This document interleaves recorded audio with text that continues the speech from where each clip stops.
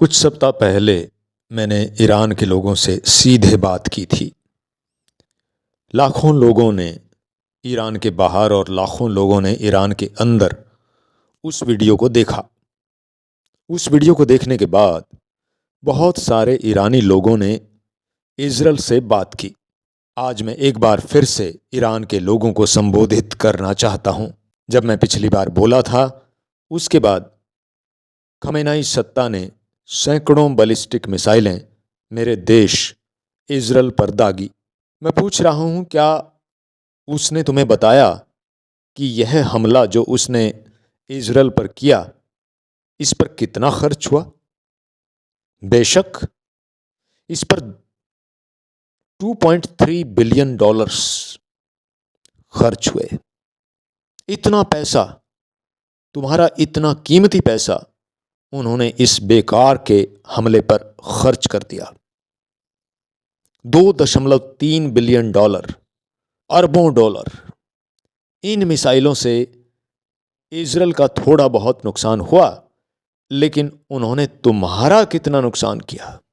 अरबों रुपया तुम्हारे ट्रांसपोर्ट बजट में जमा हो सकता था, और ये अरबों रुपया तुम्हारे शिक्षा के बजट में जमा हो सकता था। इसकी बजाय खमेनाई ने दिखा दिया, अपनी सरकार की निर्दयता, दरिंदगी दुनिया को दिखा दी और दुनिया को आपके देश के खिलाफ कर दिया। उसने तुम्हारा धन लूटा, वह तुम्हारा हो सकता था। जरा सोचो, सोचो जरा, आपकी जिंदगी कुछ अलग हो सकती थी यदि ईरान आजाद होता। तुम बिना किसी डर के अपनी बात कह सकते थे। तुम मजाक कर सकते थे बिना इस डर के कि तुम्हें एविन जेल भेज दिया जाएगा। अपनी आंखें बंद करो, अपने बच्चों के चेहरों की कल्पना करो। सुंदर मासूम आत्माएं, उनके पास अनंत संभावनाओं के बारे में सोचो। उनके आगे पूरा जीवन पड़ा है।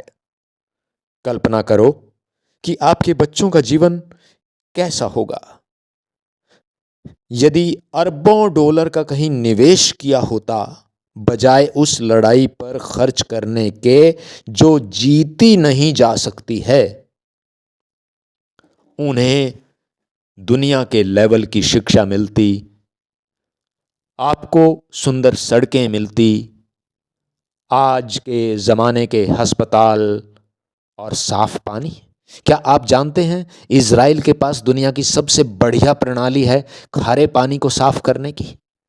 ईरान का जो जल का ढांचा गिर रहा है, हमें उसको फिर से खड़ा करने में खुशी होगी। ये चीज़ें और इनके अलावा बहुत सी ऐसी चीज़ें हैं जो आपके पास हो सकती थीं, लेकिन हर रोज़ खमेनाई की सरकार आपको ये सब देने से महरूम रख रही है। वे ईरान को बनाने की बजाय इजराइल को बर्बाद करने पर तुले हैं। कितने शर्म की बात है। इजराइल पर एक और हमला और ईरान की अर्थव्यवस्था, ईरान की माली हालात चरमरा जाएगी। आपके और कई अरब डॉलर लुट जाएंगे। मैं जानता हूं कि आप लोग यह लड़ाई नहीं चाहते, और मैं भी यह लड़ाई नहीं चाहता। इजराइल की जनता यह लड़ाई नहीं चाहती। तेहरान के अत्याचारी तुम्हारे परिवारों को खतरे में डाल रहे हैं, ये बात है। लेकिन अच्छी खबर यह है कि हर दिन यह शासन कमज़ोर हो रहा है और इजराइल मजबूत हो रहा है। दुनिया ने हमारी ताकत का एक बहुत छोटा सा हिस्सा देखा है। क्या तुम्हें पता है कि खमेनाई की सरकार इजराइल से भी ज़्यादा किसी से डरती है? ईरान के लोगों से।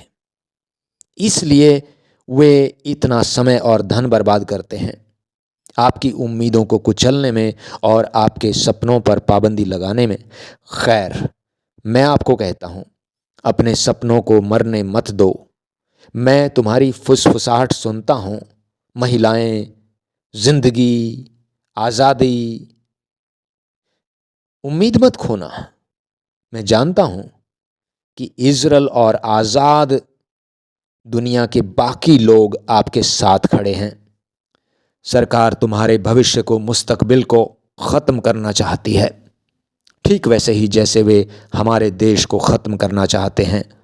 खैर, हम ऐसा नहीं होने देंगे।